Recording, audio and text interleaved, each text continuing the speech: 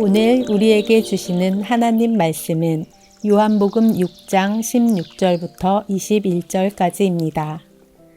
저물매 제자들이 바다에 내려가서 배를 타고 바다를 건너 가버나움으로 가는데 이미 어두웠고 예수는 아직 그들에게 오시지 아니하셨더니 큰 바람이 불어 파도가 일어나더라.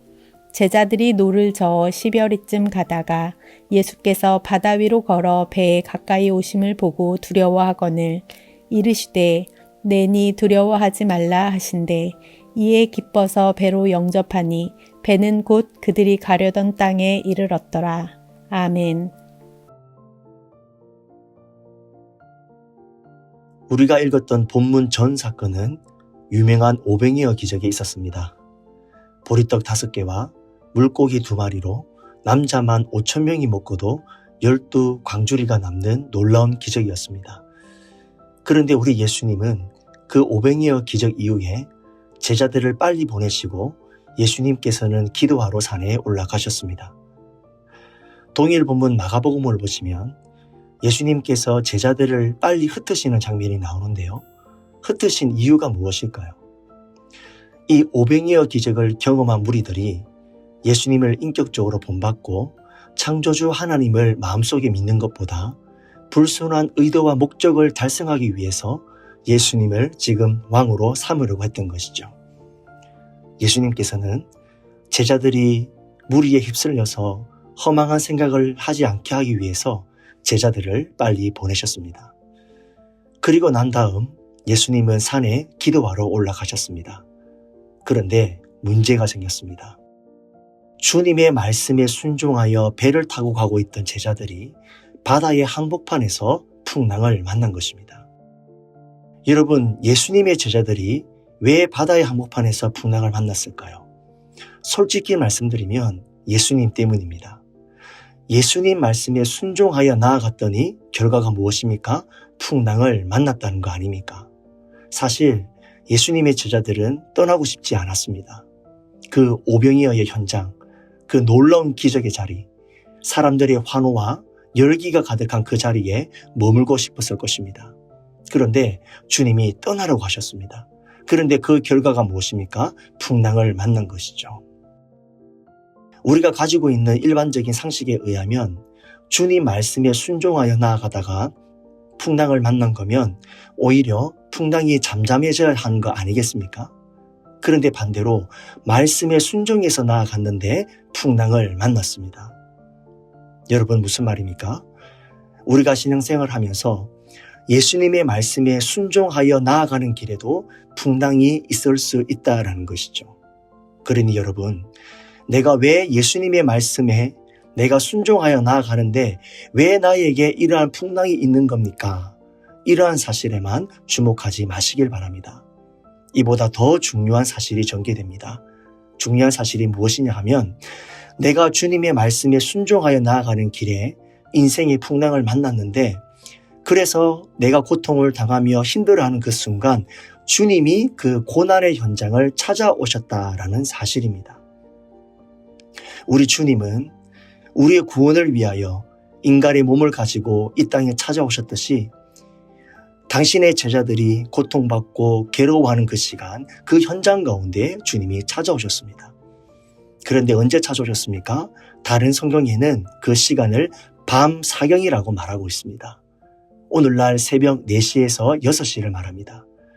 동이 들어오기 직전 가장 어두운 시간입니다. 여러분, 이때는 제자들이 어떤 때인지 아십니까? 초저녁에 예수님께서 제자들을 배를 타고 떠나보내셨습니다. 초저녁에 배를 타고 떠났던 제자들이 새벽 4시에서 6시, 제자들에게 있어서 그 시간은 절망의 때입니다. 더 이상 버틸 수 있는 힘이 사라진 시간입니다. 여러분, 주님이 우리를 찾아오실 때 언제 찾아오시는지 아십니까?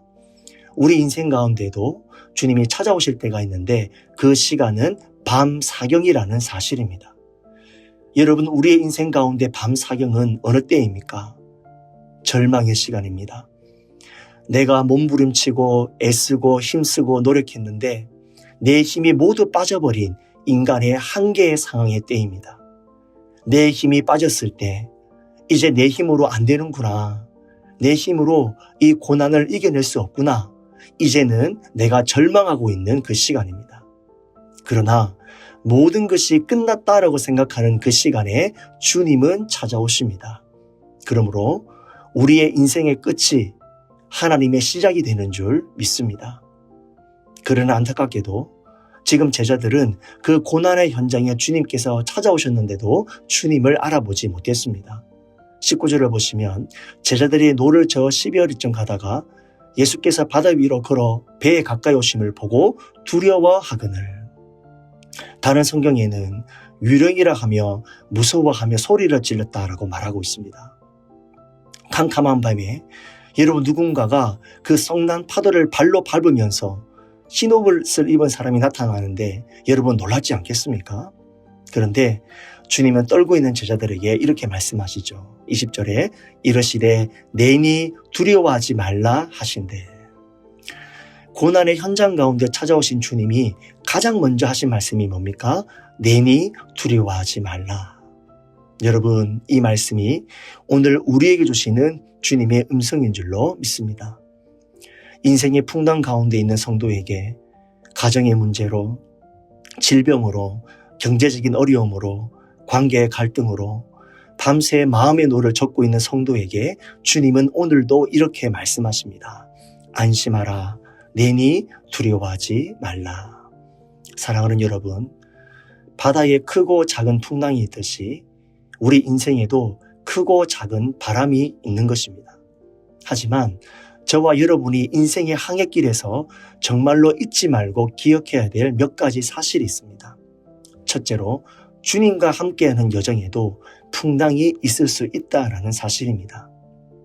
둘째로 주님께서는 내가 당하는 그 인생의 풍랑, 그 고난의 현장을 외면하지 않으시고 예수님께서 그 무리를 걸어서 오신 것처럼 우리가 고통당하는 그 고난의 현장 가운데 찾아와 주신다라는 사실입니다.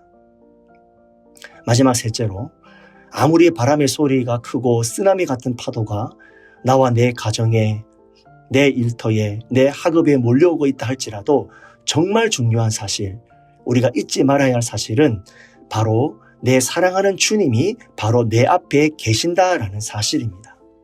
그렇습니다. 아무리 어둡고 산더미 같은 파도가 나를 향하여 밀려오고 있다 할지라도 바로 내 인생의 파도를 잠잠게 해 주실 수 있는 분이 지금 내 앞에 계십니다. 그런데 어떤 모습으로 계십니까? 그 파도의 물결에 휩쓸리면서 주님도 쓰러지면서 오바이트 해가면서 창백한 모습으로 우리를 바라보고 계십니까? 아닙니다. 여러분 주님의 모습은 그런 모습이 아닙니다. 산더미 같은 파도, 집채 많은 파도, 넘실대는 그 파도를 발로 밟으시고 주님은 당당하게 그 파도를 발로 밟으신 채로 내 앞에 계십니다. 때로는 넘실거리는 파도에 주님의 모습에 가리워 보이지 않을 때도 있을 것입니다. 설령 내가 약하여 물속에 빠져들어가고 있다 할지라도 손을 내밀어 나를 붙잡아 주실 수 있는 분이 지금 내 앞에 계십니다. 그러니 여러분, 파도가 크면 클수록, 인생의 문제가 크면 클수록 우리는 집중력을 가지고 주님을 바라보셔야 합니다. 풍랑을 바라보지 마십시오. 풍랑을 잠잠케 하시는 주님을 바라볼 수 있기를 바랍니다. 절대로 여러분들의 인생에 바람을 보지 마시고 믿음의 주여 온전케 하시는 주님을 바라보시길 바랍니다. 문제를 바라보지 마시고 이 세상의 어떤 문제보다 크신 문제의 해결자 되신 그 주님을 바라볼 수 있기를 축복합니다.